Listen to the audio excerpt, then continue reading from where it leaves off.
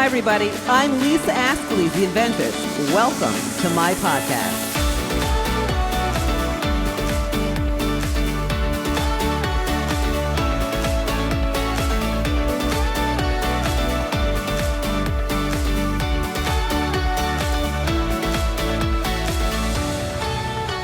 Hi, everybody. I'm Lisa Ascolese, the Inventress. Welcome to the Inventress podcast.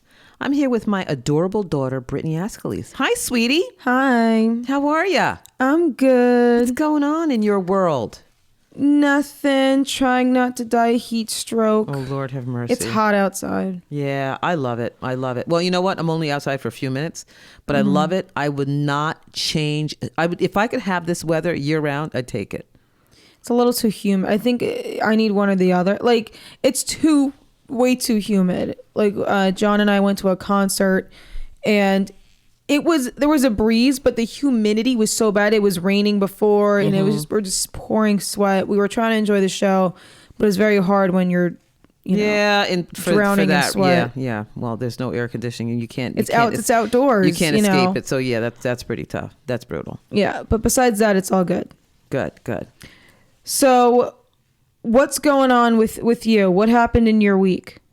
Oh my gosh, I've had such a good time. I went to Kathleen Ettinger, as you know, one of our AOE members, has this incredible tea shop. It's a tea lounge in the Highlands, and Audrey is doing a tour, a Tea is on Me tour. So she was at Teascapes.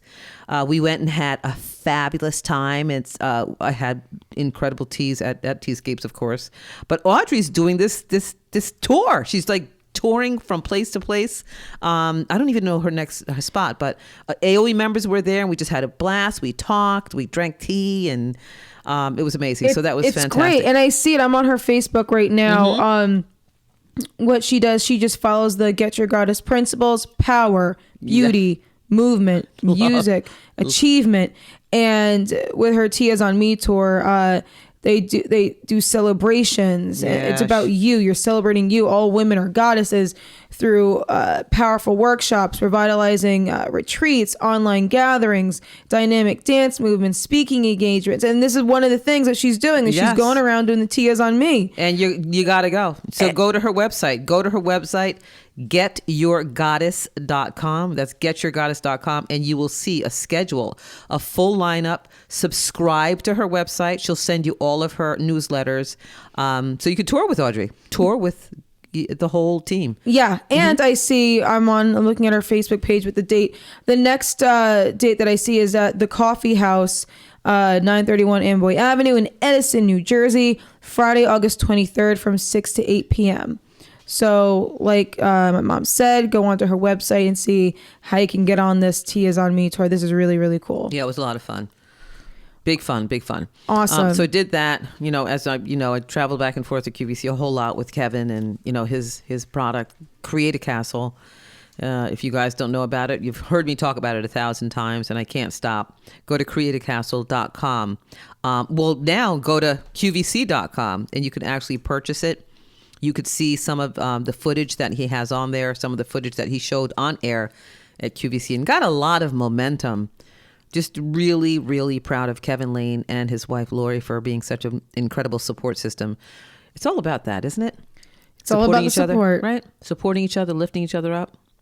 Absolutely. We need to stay there, don't we? We have to. And speaking of lifting each other up and everything, we posted on Facebook and other social media platforms that we want to take your questions. And we do say it on the podcast, email us, but we want to reach through social media as well. So once we posted that on the Facebook page, we've gotten a lot of, not questions so much as statements. We got statements, we got feedback, we got interaction, and that's nice. I love that. I love to hear what people have to say.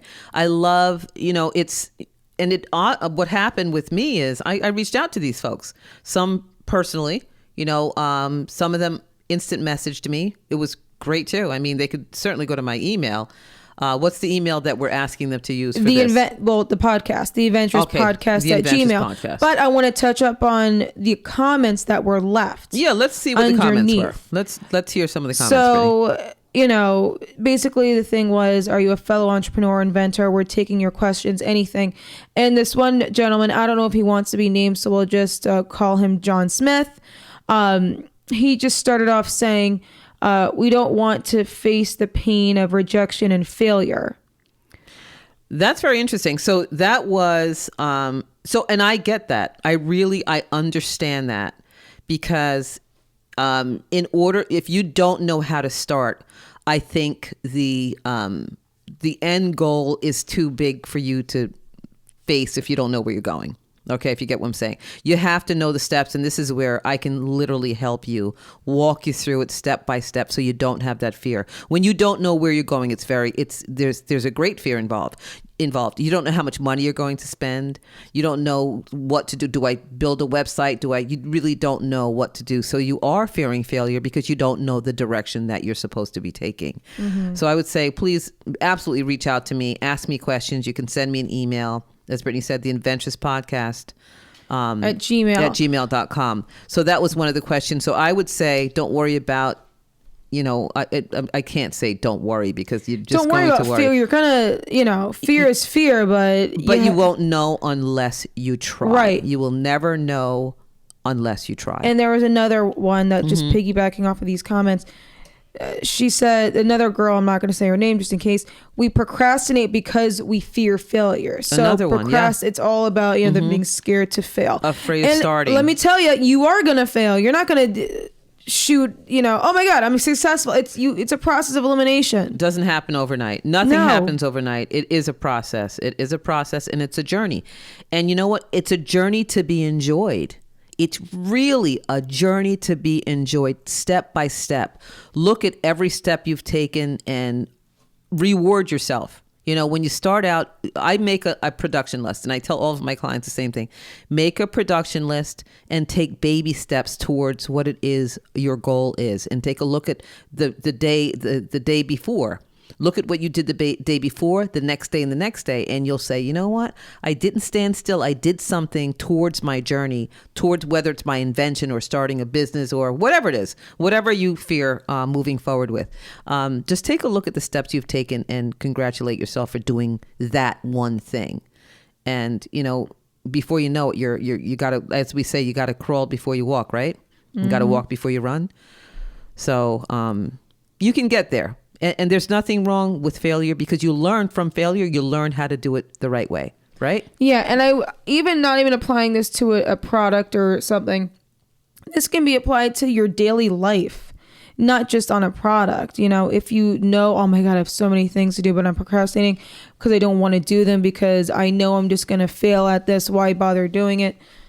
Take the steps. Take baby steps. Mm-hmm. That's it. Exactly what we're saying.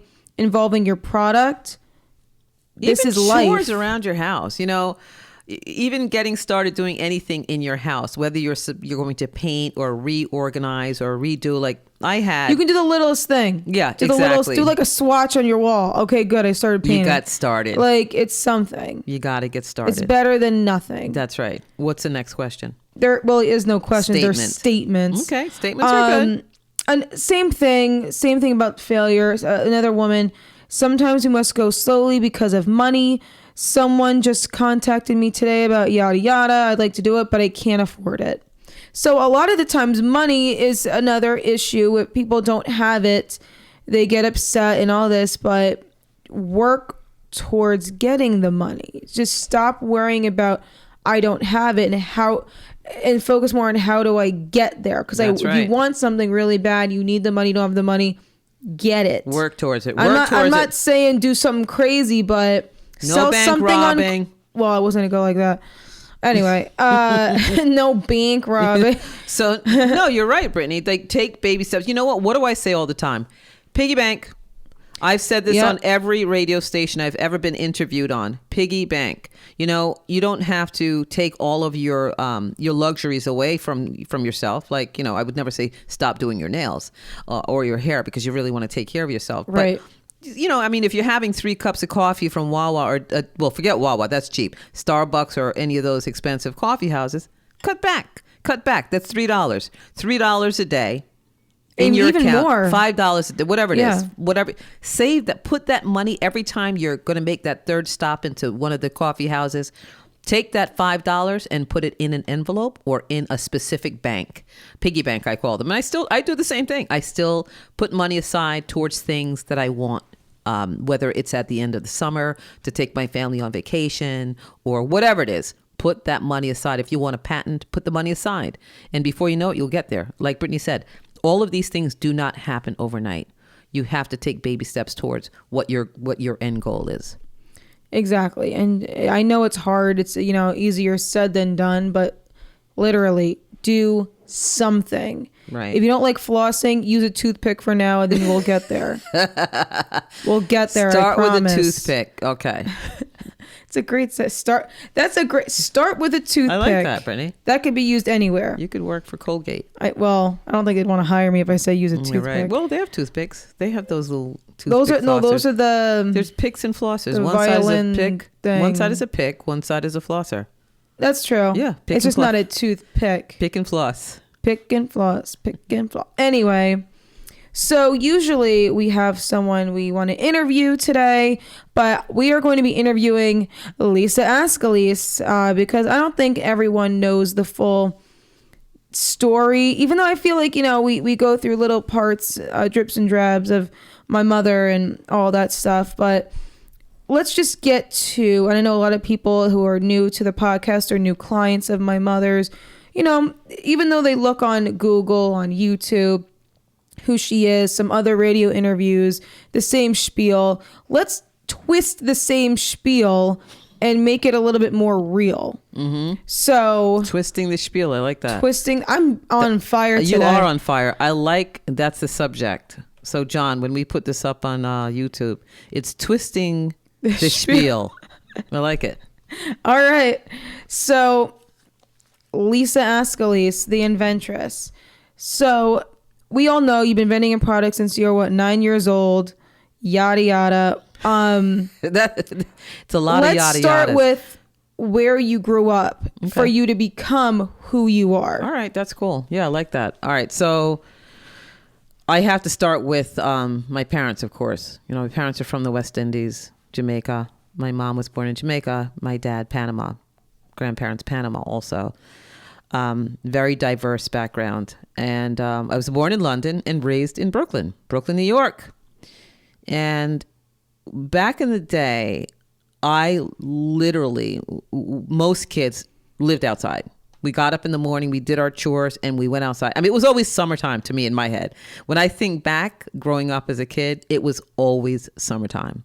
My fondest memories were in the summer. We were able to play outside. I loved playing handball and basketball and just being real physical, riding my bicycle. And as a matter of fact, we had a tandem, a bicycle built for two. And my sister and I would ride on our bike. I mean, we just had a blast outside. I had a really good time. And I love to do things quickly. I haven't changed. The same way I was back then, I'm still today. Same person, right? Doing things quickly, organizing, getting things done, and inventing. And as a child, I would always improvise or recreate products, things that weren't working for me. I would manipulate things to make them work, whether it was a pair of shoelaces or the way I buttoned a top or the way I put something in my hair. I made hair accessories back in the day for myself. It was really funny. Made hair wraps. And the first product I remember making that I didn't even call it an invention back in the day was shoelaces that I made stiff so I didn't have to tie them. And then after that, and people were asking me about that. And then after that, I would do other things like make necklaces and, as I said, hair ties. And I was just always like that, very, very innovative and very, very always building and redesigning and ripping up my mother's sheets and creating things. It's wild. As I'm saying it, it's really bringing me back. And I'm envisioning that my childhood in Brooklyn, which was absolutely spectacular. We had a blast. We really had a good time. I'm very thankful and grateful for my childhood and for having parents like I did who allowed me to express myself and create and just do just be me, be myself. And the crazy thing is, Grandma Pauline was very nurturing and all that. But Grandpa Bill, even though he was very, he let you do what you want to do, he was also very strict. He was very strict. And I think that also helped you in your upbringing. A very strict father, and you are one of 3 kids. Mm-hmm. Yeah, I have. I'm the youngest of 3. Oldest brother, my brother Derek, and my sister Andrea, the middle. And I'm the youngest, and we had a good time. My brother, actually, he was able to run around and stay out late and all those things. My sister and I had to be home by a certain time, especially me. I had to be home earlier because I was the youngest. But I took that opportunity, my time at home, to create and develop and do the things that I do now. And getting back to my parents being strict, my father being strict and my mom tried to be strict, but she was more of the nurturer. It really gave me the balance between my 2 parents, gave me such a wonderful place. I found myself in the middle of 2 parents that were just really balanced me well. Manners, I learned great manners from my parents, both my parents. I learned discipline, how to be discipline myself in school and in my work and everything else from both of my parents.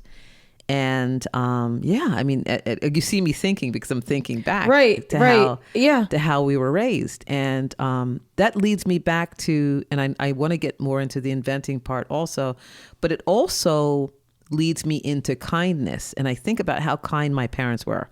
My parents were so kind. My grandmother was a wonderful woman, and just kindness is so important in every single thing you do. People ask me all the time, how do you get your products in front of so many people?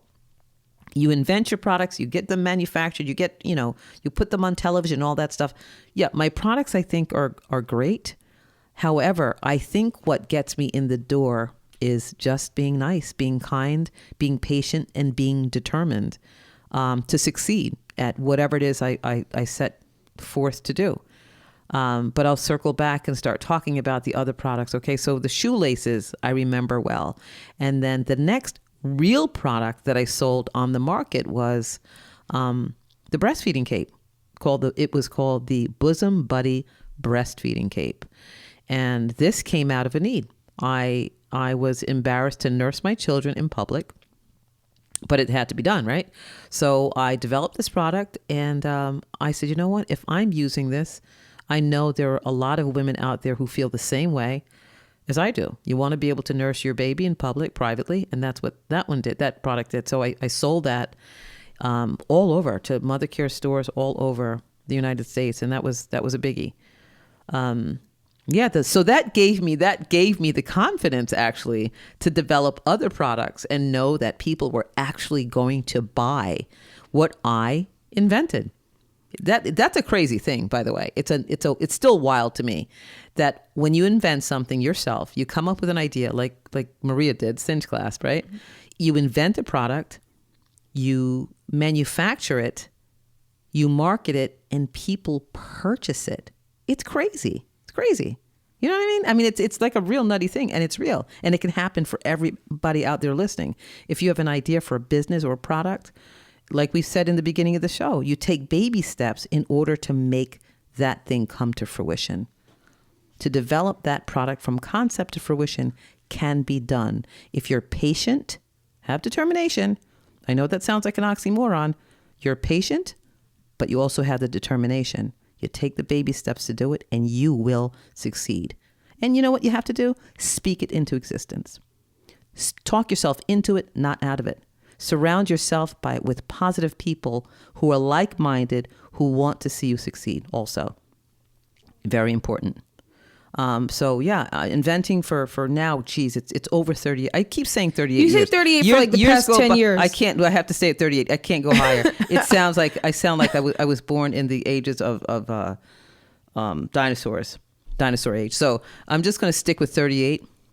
For the next 38 years, I'll be saying 38 years. Like your age? Yeah. 38? 38. So yeah, I mean, that it's been fun. And you know, what's nice now is, and as my children got older, is that you guys got involved with all of the inventions and the designs. And, you know, I think the first product you guys really got involved with was no, I'm not even going to say the bun tie, because there were many before that one that you actually helped me, like the wobble stopper for the high chair for Gianna. Right. Mm-hmm. And other products that I did not put on the market. So I made some prototypes that I did actually not develop, did not manufacture. So every single thing that you think of doesn't necessarily have to be a product that you market. So certain things I made were just not feasible for the market, whether maybe they were too expensive to make. And some were. Some of the products I designed were just too expensive to build. Just didn't make sense. And you have to think about those two things too when you're manufacturing or developing a product. So I think the one product that you guys really got involved with was the bun tie. The bun tie was huge. The bun tie. That was a biggie. I got to go on QVC at I don't even know what time in the morning it was. It was really early. It was really, I think it was about 5 a.m. It was great. How old was I? You were... I wasn't a teenager yet. No. You were in Gribbling, right? Elementary school. Yep, you're in elementary school. So I think you were in 4th grade. It was crazy. So it's basically a decorative sock that you put on your bun. Well, on your hair. it was a sock. Okay, so layman's terms is how I explained it. It was. It started out as a sock. So I would wear my hair up in a bun on Sundays, going to church, and so having to flat iron my hair and all that stuff. So I'd put it in a twist and wrap it up in a sock. Beautiful sock every Sunday, and every Sunday somebody would compliment my sock. And it wasn't a sock to them. It was a hair accessory. And they would say, where did you get that from? Where'd you get that beautiful hair accessory from? And I'm laughing to myself. I'm like, this is a sock. This is just a sock. And the light bulb went on after I don't even know how many compliments. And I went home. I said, this is crazy. Why am I not making this a product? Went home, sat on the fireplace. Remember, Brittany? Cut up some socks, different put fabrics, some elastic, yeah. Got different fabrics. Went to, at the time, I think it was Michael's. Michael's had fabrics, and then Joann's and whatever, rag shop. And just started building these hair accessories. And went to this company via Cindy Russo, my good friend of how many years? Oh God, over Gianna's how old? 20. So it's got to be 23 years I've known Cindy Russo, who actually led me into QVC.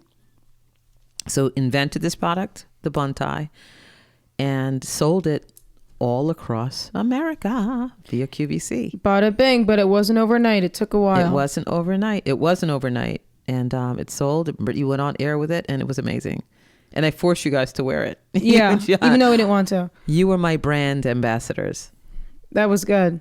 We were the brand ambassadors before brand ambassador was a thing. We were the original. Yep. Yeah. Brand ambassadors. Yeah. So from that to Perfect Pockets, it was the Wrap Store that was also in QVC. The Wrap Store organizer was also, and I manufactured these things from concept to fruition, from beginning to end. And every one of these products were born because there was an issue. It was a problem to be solved. Okay. So the Wrap Store organizer was birthed because, I would sit on the floor like everybody else does, wrap presents, lose my scissor, lose the tape, and you haven't moved. How do you lose these tools when you haven't left your spot? So I said, time to get to the drawing board and develop this product that can hold scissors, tape, cards, wrapping paper. Developed that, had that done within a year or so. Had a lot of different prototypes come back and forth, wrong sizes, etc. But got the right size, pitched it to QVC, got it on there, and sold it over and over again. And that did extremely well also because it solved a problem. That's why it sold well, because it solved a problem. Yes, I love it. And I want to jump into our product picks. Speaking of all your ideas and inventions, Luggies bows. That's another one of your inventions. Now, briefly talk about how you came up with Luggies bows, and we'll go straight into our product pick of the week. Okay, so Luggies bows, that was so easy. That was an aha moment. Going through, doing a lot of traveling, and just seeing people rifle through luggage, and seeing somebody rifle through my luggage, because most luggage they're black. They're black. They all look the same, and some are red. Sometimes they're, that hard fabric or whatever, but mine looked just like everybody else's. And when I saw that, I said, okay, this is it. I can't have this. I have to identify. My luggage has to be identified. So I went home, cut out some fabric, made a bow, had some prototypes made, making a really long story short because it doesn't happen as fast as I'm saying it. Got a seamstress to make some samples for me, had it manufactured, and before you know it, now it's on the market. It's amazing. So it comes in an assortment of colors. There's denim, there's red, there's a cheetah print. And yep. What's that one? Chevron. Black and white chevron. There you go. Just double knot it, put your information down if you choose. So I just actually use it when I had my trip to Florida. How did you got your luggage first, didn't you? I got it. You saw it that's immediately. Mine. I used cheetah print. Cheetah print because we're in Jersey. Loved it. It was so simple. And we're like, oh my gosh, I like that bow. I'm like, thanks. And you can find Luggies bows if you go to my mother's website, inventingatoz.com. Up in the right corner, it'll say Luggies bows, Lugeze bows. Luggies bows. It is trademarked. It is patented, obviously. It comes in a pack of 3 for $24.95. Like I said, assortment of colors. It's amazing. There's actually a brief little video to show how you put on the Luggies bows. It's super simple. It's a great idea. We should be selling this all over the place. I should be selling it under the table to my neighbors. It's a great idea. So Luggies bows, you know where it is at inventingatoz.com. Click Luggies bows and order yourself a pack of Luggies bows. It's a great gift for anyone. If anyone travels, or people just want to put a bow on something, it's like bada bing. That's what you get. If Phil puts it on his guitars when he travels. There you go. Perfect. On his guitar cases. There you go. It's a tag. It's still a tag. It's a tag, and it comes with a tag. So it comes with a tag, or you can put your business card inside because you don't want to give people your address, right? Just put your email address now, put your phone number on there, and people can contact you. It's great. So Luggies bows is awesome, and you have so many ideas. It doesn't just stop there. You've had so many mental inventions that haven't come to fruition, but that's good because it never stops. And if you're a true entrepreneur, you always have something going on. Mm-hmm. Always. It never, ever ends. You know what? And journal it. You know what? Whatever comes to mind, journal it. Have your own inventing journal. And just keep it by your bedside at night, bedside table, and keep your pencil there because I say pencil and not pen because you're going to erase some of the things that you think of, right? And make changes. So yeah, that's what I do every night. I write things down. I allow myself to actually invent on the weekends. On Saturdays, I allow my brain to let go and flow, and I write down all of the ideas that keep coming to me all week long. And I know there are a lot of people out there who do exactly the same thing because you're my clients. You're my clients. I have 1,000 ideas. And what I do is I hone people in and I help them to focus in on one so they can get one done first so that they can move along and bring in seed money for what they finished, what they completed. Okay, you got to complete one, especially with creative people. Complete one first, get it started before you go on to the next. Awesome. And, everyone, like how we had on Facebook, email the inventress@gmail.com. Even if you want to hear some advice, if you're going through a tough time, say, Lisa, I'm going through something. What can I do with this? Or I'm so close to doing this. What mental mantra do you think I should say? Anything like that. Mm-hmm. Contact us. We will talk about it.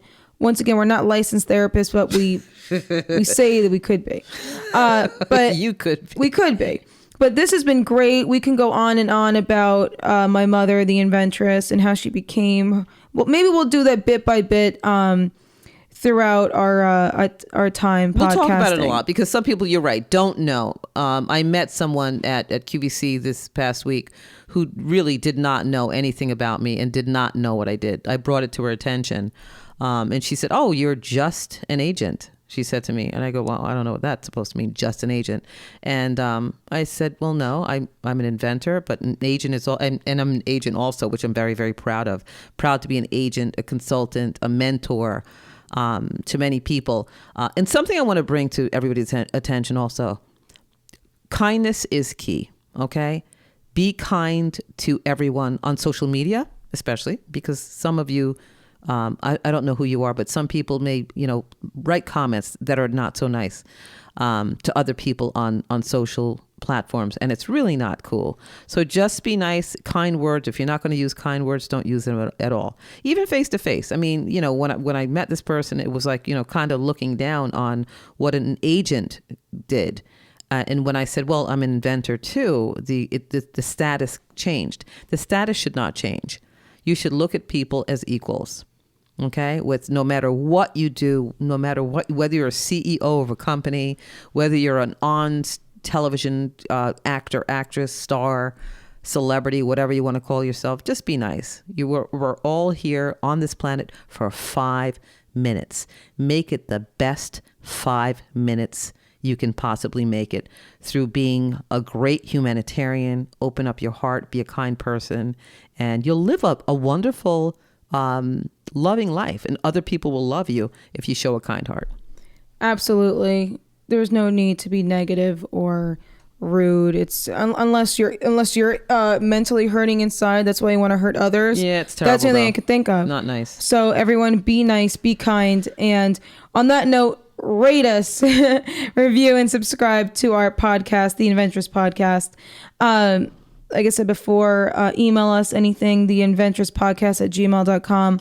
Find my mother on Facebook, Lisa Ascolese, same as on YouTube and Twitter, Lisa Ascolese. InventingA2Z.com to get these awesome Luggies bows. And if you want to book a consultation and potentially have my mother guide you through whatever process you're going through with your product, go to that website. Also, we have my mother's nonprofit, AOE, the Association of Women Inventors and Entrepreneurs. Once again, lifting each other up. Go online, AOWIE.com. So much information on that. Support and love and kindness. Never forget, like she said, we are here for 5 minutes. Enjoy what you have while you have it. Listen to us on anywhere you listen to podcasts, whether it be Spotify, Google Play, Stitcher, iHeartRadio. We do a new episode every week. Continue to listen, and this has been great once again. Thank you, everybody, for listening. Please continue to lift each other up 2 hands at a time, and sometimes you definitely have to use your foot. Until next time, peace.